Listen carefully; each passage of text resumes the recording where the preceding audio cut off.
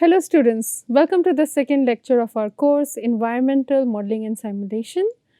Like the first lecture, this is also an introductory lecture. So we will continue our discussion on the broad field of environmental modeling and simulation. In the previous lecture, I went over the scope of environmental modeling and simulation, the kind of aspects, subjects in which we apply, the disciplines that require us to use environmental models and to simulate what's happening in the environment. In this lecture, I am going to talk about the problems, the challenges that we face when doing modeling and simulation for environmental situation, environmental systems, and we'll talk about what are the steps in modeling, how modeling works, and why environmental modeling is particularly difficult and challenging. So, let's start with general challenges in environmental modeling and simulation. First, very big challenge, which I alluded to in the first lecture, is that we still do not understand the basic fundamentals of a lot of environmental processes. We are still exploring how different iron oxidizing and iron reducing bacteria impact mineral dissolution and deposition in different parts of the world, how that impacts the microbial communities, how that impacts the local chemistry, local biology, and then impacts the environment. So we still lack theoretical knowledge when it comes to environmental systems. We are still exploring, and we have a lot of questions when it comes to the ongoing climate crisis. We still do not know what the actual impacts would be of the increasing GHG emissions and global temperatures on different aspects of our environment. So we don't have theoretical knowledge where we still can predict how things will change, how our environmental systems, habitats, and behavior will change with time or with space. We don't really understand all the principles. And one of the reasons why we don't understand environment very well is because, as I mentioned in the previous lecture, environment is a very complex system. So, since we don't have the basic theoretical knowledge that is required to write essential models, this becomes a big challenge. So, what we tend to do is then we look at the data that we are gathering from environment and we try to estimate what may be the principles that go into the environmental processes. So, we don't have the knowledge. Typically, what happens, the way we write models is we have some basic understanding.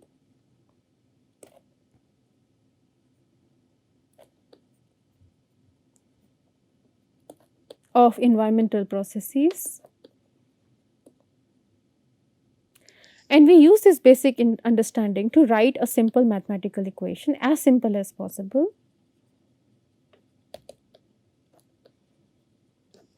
And then we run this mathematical equation like a model, we do the simulation and we look at the output we are getting from this model. And then we match this output with our observations. Now, if our observations are not matching very well with the output, so we go back to our basic understanding, our observations inform our understanding, then what we will do is we will either try to reassess our theory, reassess our understanding of environmental processes, and then rewrite the mathematical equation. So we are going to, after we develop a better understanding of environmental processes, we are going to rewrite the mathematical equation and we are going to rerun the model and then recompare the output with our observation. And this is an iterative process. When we get new observations, we use them to inform our basic model and improve our model. As our basic understanding improves of environmental processes, we use that understanding to improve our mathematical models, and that helps our output be in better agreement with the observation. So, writing environmental models, we do not aim to make the best model. As I mentioned in the first lecture, all models are wrong to some degree. We are trying to find the most useful model and the better model we are able to write. So, let us say with our basic understanding, we wrote a model and the observations and the output of the model are agreeing perfectly with each other. Then we can use the mathematical model that we wrote to better our understanding of the environmental process, predict what will happen in future, how different interventions will impact the environmental processes. So, this is an iterative process, but when we don't even have basic understanding of environmental processes, this whole process of writing the model, looking at the output, validating it with observations, and then improving the model becomes very challenging. So, lack of theoretical knowledge affects our writing of model. The other thing is collecting environmental data can be very resource consuming. So, that is another issue. In case of certain environmental questions, we don't have required data. And the other part of the theoretical knowledge is we do not understand the causal relationships very well. We might understand that, okay, these two factors are correlated. When A factor changes, so B factor tends to change like in this manner. But the causal relationships are not entirely clear. And the reason why causal relationships are typically not clear is because the environmental relationships or the relationships between environmental variables are complex. They depend on each other. Each factor affects the other factor. So it's very hard to find out the basic causal factors that are driving the environmental processes. The other problem is that environmental systems are very hard to study because it's very hard to design controlled experiments. If we go back to this diagram that I made, in order to improve our basic understanding of the models, we need to do some lab scale, bench scale, or even field scale experiments. And to design them nicely are very hard because, once again, we have numerous confounding variables and the system is very complex. The other problem is that environmental processes have a wide range of time. So, we have some environmental processes that can have long reaction time. For example, if we introduce a new species in our forest somewhere in India, how that species will affect the native species in the coming decades, in the coming centuries, it could be challenging to predict that because we can take the observations for a few days, few years, but to have a 4-decade long or 10-decade long experiment or research programs is going to be very challenging. And if you look at climate crisis, the current climate crisis that we are facing globally is not a result of what humans have done 2 years ago or 10 years ago, but it's a collective result of what we have been doing since the Industrial Revolution. Both the climate crisis and the way our forests change have long reaction time. A small intervention that we do today, a small industry that we start next to our forest, a highway that goes into forest may have long-term repercussions that we cannot even begin to suspect today. And same thing goes with climate crisis and a lot of other environmental issues, environmental situations. And on the other hand, there are some environmental processes that are very rapid. And it so happens that the rapid environmental processes and the processes that take long time to manifest the issues or to manifest the problems, they all interact with each other. So when we are modeling them, we have some variables that change very rapidly, some variables that change slowly, but they are all interconnected. So this makes modeling more challenging. And this is system complexity. All of what I have been talking about is a result of system complexity. And later in this lecture, I'm going to talk about what I mean by system complexity and be very specific and show you just how difficult these problems are. And the other problem with environmental situation is that the environmental variables are, many of the environmental variables are biotic variables. They're alive, they adapt. So many components of the environment have adaptability in them. So their behavior, their response changes with the changes in the system. So the self-organization and the presence of adaptable components also makes environmental modeling very challenging. So these are the different challenges that we face when it comes to environmental modeling. What are the different approaches that we have used? The first approach is the conventional approach. This is the basic environmental modeling approach where we take the reality and we simplify it. For example, it is possible that you are familiar with the DO-SAG curve model. So if we have a river, so let's say this is our river and it is flowing downstream and it has a particular DO, DO is dissolved oxygen, and then I input wastewater, treated or otherwise, and this wastewater, treated or not treated, has its own BOD, which is biochemical oxygen demand. The river has its own biochemical oxygen demand. Now what will happen is when the new waste, BOD of the wastewater comes into the river, the microbes in the river and in the wastewater now have more food to eat. So they'll start consuming dissolved oxygen. Some aeration will happen, re-aeration will happen because of rivers' interaction with the atmosphere. Some re-aeration may happen because of photosynthetic bacteria and other photosynthetic organisms in the river. But what we can do is we can simplify this system to two basic things. One is DO consumption by the bacteria who are degrading the BOD, and the second is re-aeration in the river. So we can disregard everything else that will impact the DO. We can disregard how the flow is turbulent or laminar. We can disregard the sunlight will impact the photosynthetic activity in the river. We can disregard the bacterial community. Now each river will have its own microbial community signature. We can disregard all those very complicated systems, and we can simplify that, okay, two most important factors, phenomena that impact dissolved oxygen in the river is the consumption of DO by the microbes that are eating the waste, the organic waste, and the reaeration through interaction with the atmosphere. So this is the conventional approach. Now what we can do is we can use this conventional approach. We have identified two very important factors. So what we can do is that we can say the rate at which DO is changing, and we typically do it for deficit in DO, which is DO saturation minus DO. Don't worry, I'm going to go through this model also. So I'm briefly walking you through this. So the rate at which DO is changing is, let's say, minus the first factor, which is DO consumption, plus the second factor, which is aeration. Now I have a very simple mathematical equation. If I know the rate at which the DO is consumed and the rate at which DO is re-aerated through atmospheric interaction, and then I can integrate this and I can get my DO sac curve, which is one of the simplest models in environmental modeling that is frequently taught to undergraduate and graduate students. So this is conventional approach. Now what the next approach takes into account, integrated approach, is slightly more complicated. It does not stick to just the conventional understanding of theory, what are the important factors, let's write them down, let's write a mathematical equation down, but integrated models also look into other aspects of modeling. For example, they look at different data that we have collected, they look at different assessment methods that we have. So here in integrated models, we are looking at different modeling and simulation techniques, bringing them all together and then writing a more complicated model. We'll go through very basic integrated models. They are integrated, but they're still basic later in the course.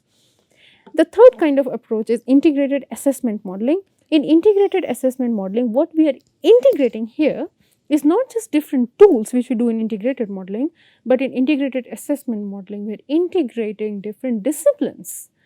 So integrated assessment modeling is truly a multidisciplinary approach to environmental modeling. For example, in case of climate change, we can bring in meteorological models, we can look at insolation, we can look at terrestrial irradiation, we can look at GHG emissions, we can look at the wind patterns, which is part of meteorology. We can bring in all these different disciplines together and then write a climate model. So integrated assessment models truly are transdisciplinary, interdisciplinary. And then we have probabilistic model.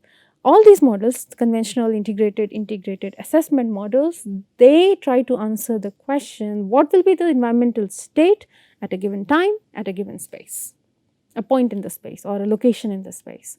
So they are very interested in quantitative approach.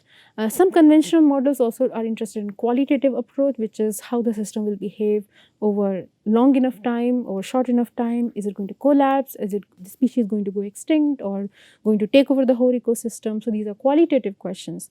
What probabilistic model does differently is that instead of answering these both quantitative and qualitative questions in a decisive manner, it gives a probabilistic answer. So the output that we get from probabilistic model is basically a probability distribution. Now let's go through 4 basic steps of modeling, and I want to be very clear that each modeling process will look different. This is very generic and this may not be what you find in some books or in other presentations or also in your own research group or in your own company. Each company, each research group will have their own steps when they come to modeling process. But briefly, plus minus few things here and there, all modeling processes go through these steps. First step is identify. This is what I also alluded to in the first lecture. The first thing we need to understand is what is the objective of our modeling? What are the questions we are trying to answer? Let's say my objective is to find out whether a particular lake will undergo eutrophication or not.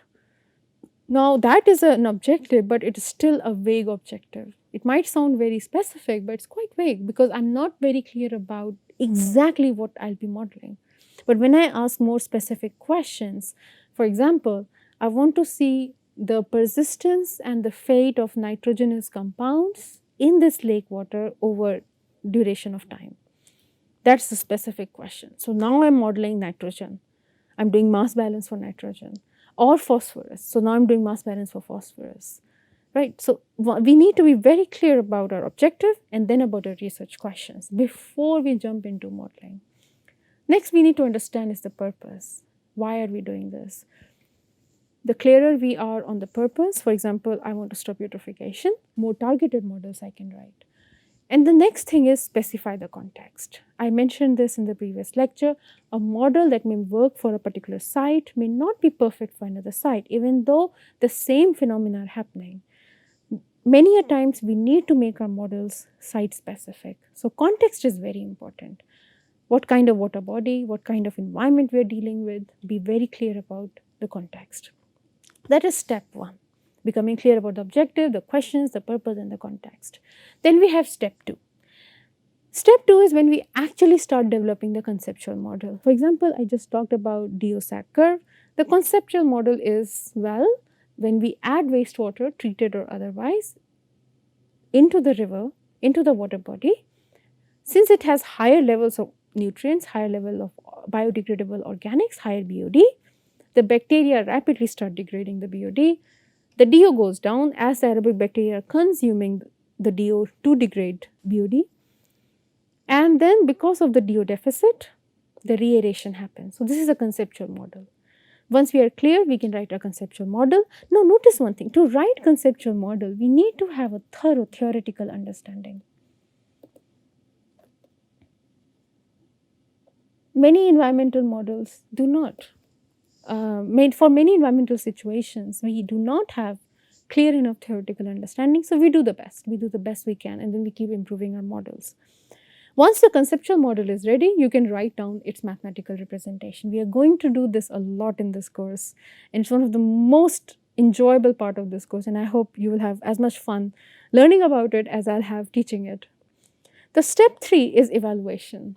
Now, I have identified the scope of my model, I have written the model, I have done the mathematical representation, I have run the model on the computer in step 2. Now I need to evaluate it. So first is formal testing. So formal testing will have 4 steps, okay? So the first step, for example, would be verification. So verification is basically an internal assessment of the model, trying to look at the model, trying to see does it make logical sense. A very simple example that we'll go through in lecture 3, next lecture, is population growth model. Many of you might be familiar with exponential growth model, where, for example, the bacteria split into daughter cell and they undergo an exponential growth. So if you look at exponential growth model, let's say this is n naught, initial number of bacteria, then with time, exponential model says that there will be an exponential growth and there will be nothing stopping this growth, and eventually we will have infinite number of bacteria, or more bacteria on earth than the mass of the earth even. Now if we go through the verification step, step 3 of the model, we can be like, this does not make logical sense, because we have never seen in lab bacteria undergo uncontrolled growth forever. Over time we see that the growth slows down. So exponential growth model will not stand the rigors of verification step. And then will come the next step. The next step is sensitivity analysis.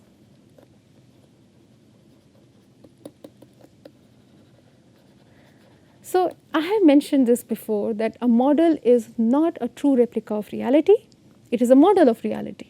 So there is a lot of abstraction, generalization, we remove some phenomena, we reduce a lot of what is happening in reality to make our model a feasible working model. When we are doing sensitivity analysis, we might still have a lot of factors that we have incorporated in our model, but they are not really important. We can still get rid of them and still improve our computational efficiency.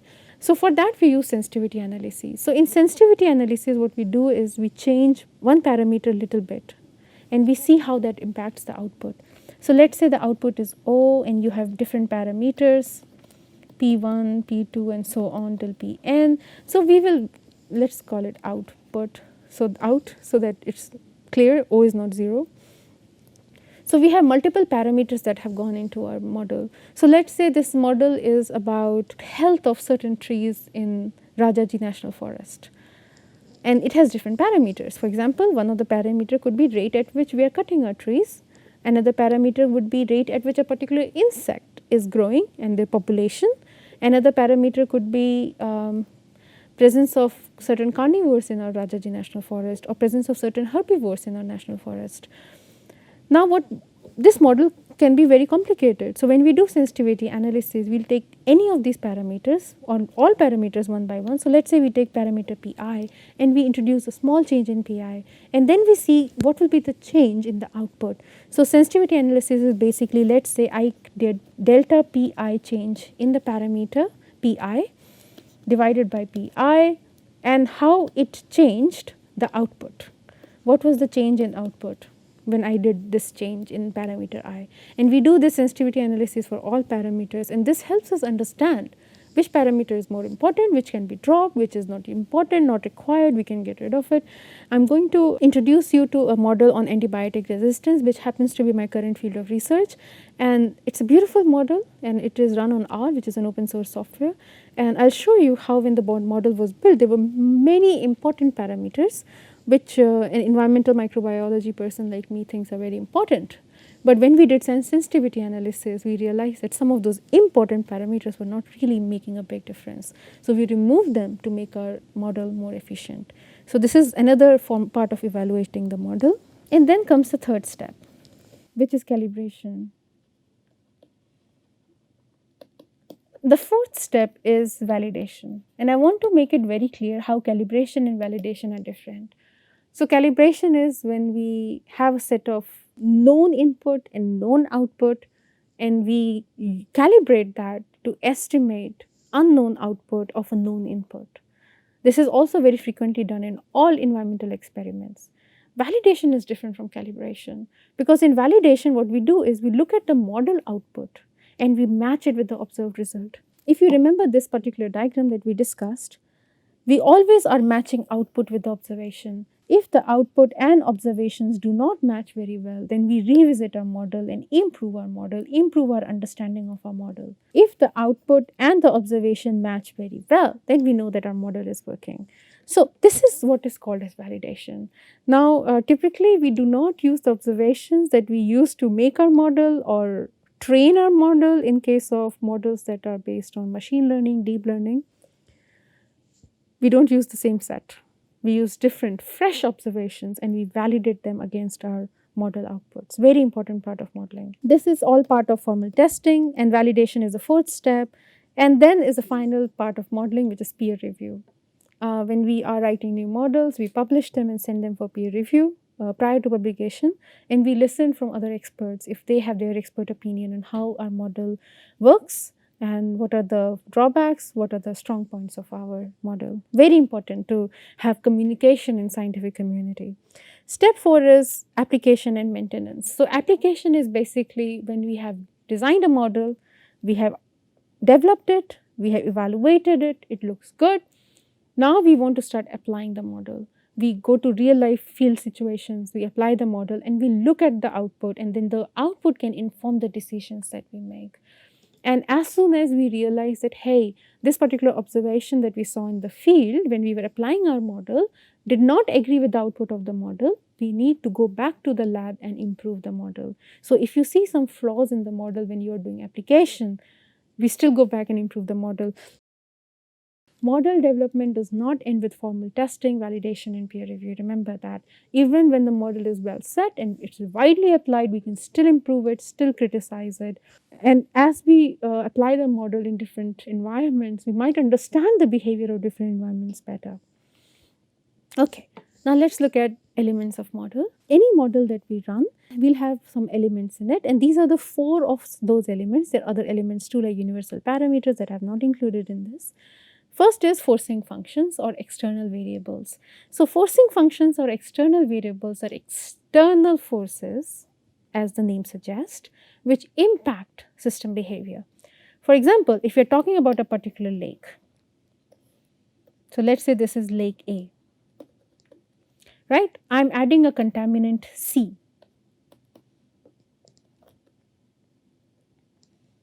in this lake, right? So the rate at which I'm adding the contaminant C, what C is, how it behaves in the lake environment, these are forcing functions. These are external factors that are impacting whatever I'm noticing of the lake. I might be looking at biodiversity in the lake. Maybe I am modeling biodiversity of the lake. All right. So I'm very interested in different kinds of microbes and higher order of life that exist in lake A. And the external forcing function would be contaminant, it could be climate, because climate is changing, so changes in climate, right? These are external features that are affecting my environment that I'm modeling. Next are state variables. So again, if I'm looking at contaminant, a lake, and I'm interested in biodiversity, and there is a contaminant coming in, the climate around it is changing, which are external variables. The state variables are equally important. State variables, for example, would be inherent features of the lake, and inherent features would include the inherent chemistry of lake water and the bottom of the lake. It will include the life forms that exist in the lake. So the microorganisms, the higher order of life that are already present in the lake, these are state variables. These are internal features that are impacted by lake processes and by the forcing functions. Then we have equations. So we put together the state variable, the forcing function, and the parameters, which is the fourth bullet here, to write our equations. And what are parameters? Parameters are frequently constant, sometimes they're not, sometimes there is a range of parameters, but these are constants that go in our equation. And as I said, sometimes there is a range of a parameter, not necessarily a particular number. And sometimes we don't know parameter, so we have to do parameter estimation. I'll give a very simple example. Again, going back to exponential growth, and we'll talk about it in the first lecture. So let's say dn by dt, rate at which n is changing, is given by Rn, right? N is the number of things that we are tracking, things that are growing, and R is the growth rate. R is your parameter. Now, R might be constant for a particular kind of organism. Change the organism little bit, the R might change. Change the environment of the organism little bit, and the R might change again, right? So R may not always be universal constant. It might have a range, it might vary, but it is not the variable that we are tracking. These are parameters. And then of course, as I mentioned, we have universal constants. Now let's look at one of my favorite graphs. This graph is taken from the course textbook Nonlinear Dynamics and Chaos by Steven Strokrads. It's a brilliant book and I cannot recommend it enough. If possible, please purchase the book and read it. It's one of the most readable mathematics books that I have ever come across. So let's look at this. On x-axis, as we go from left to right, we have number of variables in the model. So n is equal to 1 is when we are tracking environmental or any kind of situation where there is only one factor that is changing with time. Variable is something that is varying with time. Okay, I need to clarify and also correct myself. Variable is not necessarily changing with time, variable is varying. But in modeling, we are dealing with dynamics. Modeling is a study of dynamics. And dynamics means change happening with time. Dynamics is the study of change happening with time.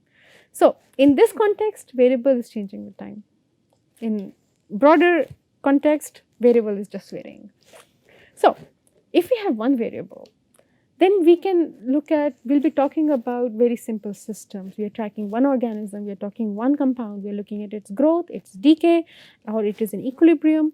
So these are very simple models. Some of these models you might actually already be aware of. Typically, when n is equal to 1, we are looking at only one variable. These are very easy models, whether it is linear or whether it is non-linear. I need to clarify the difference between linear and non-linear. Linear models are the models where the variables don't implicitly affect each other. They undergo change independently of each other. Non-linear models, the variables are not independent of each other. The rate at which C is changing will affect the rate at which A is changing, which will affect the rate at which B is changing, which will affect the rate at which both A and C are changing. This is a nonlinear system with 3 variables. So let's look at some examples of linear models. So they are independent, of course, they are changing linearly and n is equal to 1. We have exponential growth of bacteria of communities. We have RC circuits, which you must remember from your basic electrical engineering courses in high school, 12th class, or later in undergraduate. And then we have radioactive decay, which is first order decay. Radioactive decay, there's nothing else affecting the decay rate except the mass, and it's not interacting with anything. In non-linearity, when we talk about n equal to 1, we'll start talking about fixed points, overdamped systems, logistic equations for single species. And I will talk about bifurcations in the upcoming lectures. It's a very important part of the course. We'll be talking about fixed points. In fact, I will assume that most of us are already familiar with linear models at n equal to 1. And as we start the theory part of this course, we'll jump as soon as possible into fixed point bifurcation and into logistic equation for single species. Notice exponential growth, the growth rate is not affected by anything. In the logistic equation, the growth rate is affected by environment. So you see, it's non-linear, it depends on something else. As we increase n, we go from n equal to 1 to n equal to 2. Now we are dealing with linear oscillators, simple pendulum, which is very complicated.